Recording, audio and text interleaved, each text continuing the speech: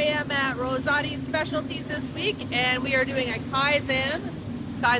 We're doing a Kaizen with this team here, and what we're doing is we've already done our opening on the Kaizen. We've looked at our measurables and the problems that we're trying to solve, and we're out here at the stain line here, and you can see that we have a few people in Gemba, so they're all taking notes, and we're going to go back into the room and regroup. Maybe in about another hour or so, we're watching the stain line run, and then we're watching a changeover so that we can understand where the waste is, and then we're going to brainstorm on how we can reduce that waste.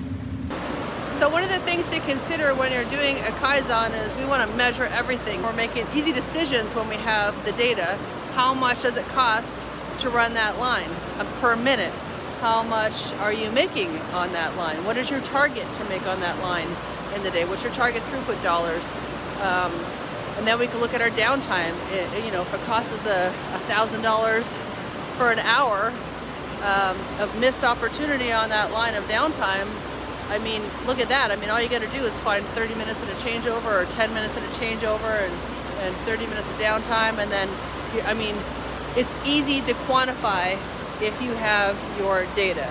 So let's look at the data. There's other things like safety and morale and quality, absolutely, but with quality we can have the data too as well. We can figure out if we reduce the defects from 5 down to 2 a day, we know exactly how much that's going to save us. So and what we can make up in throughput opportunity on the bottleneck.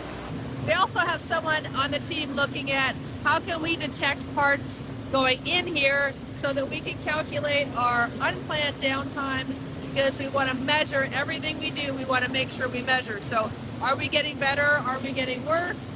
So the first thing we need to do is have some sort of way to automatically measure when there's an absence of parts going into this line, because it's a bottleneck. Do not underestimate the amount of minutes that you can get back in production in a day by fine-tuning something like any gaps in your loading, any minutes that you can get back in your changeover, especially if you're doing multiple changeovers throughout the day.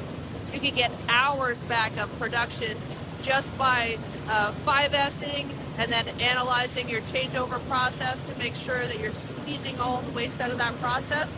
So again, right now we're looking at measuring on the line so we can see when we have downtime, why we have downtime, the load and the unload process, making sure we squeeze the waste out of that so that we can keep this line running, because it's the bottleneck. Now also the standards.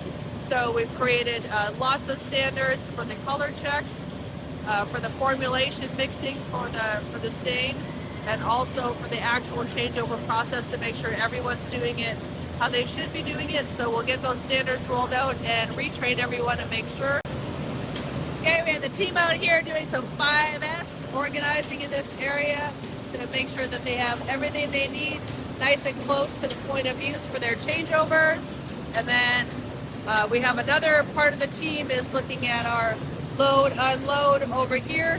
Okay, we're just wrapping up here at Rosati, and we are going through a lot of our brainstorming ideas here. We have our action item list, but we've done lots of brainstorming on our changeovers and downtime. There's been lots of discussion on layout changes. How can we load and unload and minimize that changeover time?